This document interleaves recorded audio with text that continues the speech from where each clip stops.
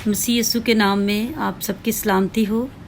आज हम कलाम मुक़द्दस में से पढ़ेंगे पैदाइश की किताब और उसका 3 बाब पहली आयत से।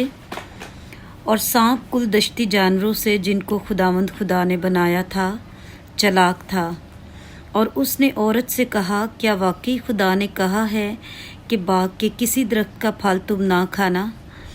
औरत ने सांप से कहा कि बाग के दरख्तों का फल तो हम खाते हैं, पर जो बाग के बीच में है उसके फल की बाबत खुदा ने कहा है कि तुम ना तो उसे खाना और ना छूना, वरना मर जाओगे।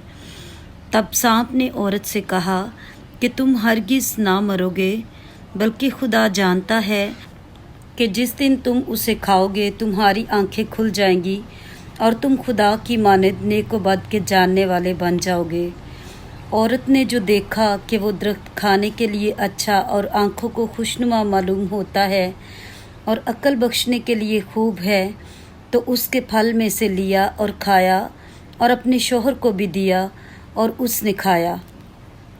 तब दोनों की आंखें खुल गईं और उनको मालूम हुआ कि वो नंगे हैं, और उन्होंने अंजीर के पत्तों को सीख कर अपने लिए लुंगियाँ बनाईं।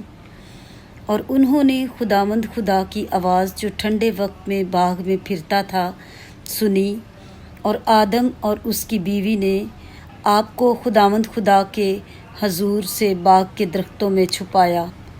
तब खुदावंद खुदा ने आदम को पुकारा और उससे कहा कि तू कहाँ है?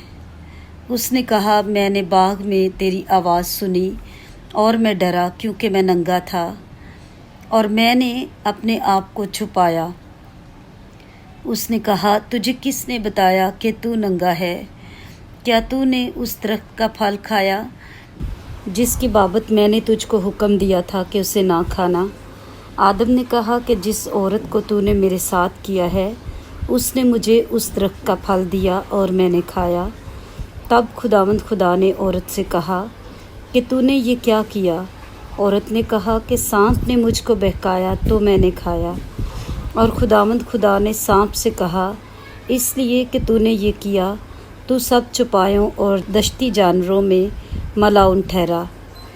तू अपने पेट के बल चलेगा और अपनी उम्र भर खाक चाटेगा।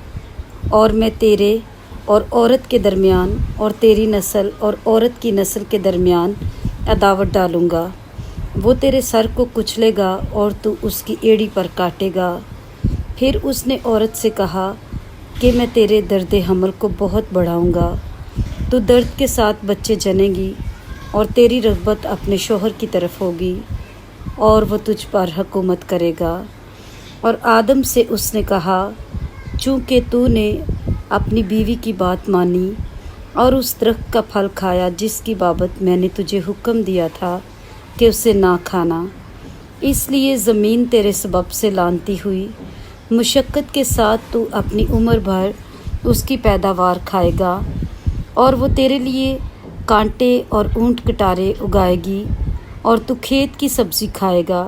तू अपने मुंह के पसीने की रोटी खाएगा जब तक कि ज़मीन में तू फिर लौट ना जाए, इसलिए कि तू उससे निकाला गया है, क्योंकि तू खाक है और खाक में फिर लौट जाएगा। और आदम ने अपनी बीवी का नाम हवा रखा, इसलिए कि वो सब जिंदों की माँ है। और खुदावंद खुदा ने आदम और उसकी बीवी के वास्ते चमड़े के कुर्ते बनाकर उनको पहनाए। और खुदावंद खुदा ने कहा, देखो, इंसान नेक व बद की पहचान में हम में से एक की मानद हो गया। अब कहीं ऐसा ना हो कि वो अपना हाथ बढ़ाए और हयात के दरख्त से भी कुछ लेकर खाए और हमेशा जीता रहे। इसलिए खुदावंद खुदा ने उसको बागे अदन से बाहर कर दिया, ताकि वो उस ज़मीन की जिससे वो लिया गया था खेती करे। चुनाचे उसने आदम को निकाल दिया और बागे अदन के मशरिक़ की तरफ करोबियों को और चौगिर्द घूमने वाली शोला जन तलवार को रखा कि वो ज़िंदगी के दरख्त की राह की हिफाजत करें। पाक कलाम के पढ़े और सुने जाने पर खुदावंद की बरकत हो। आमीन।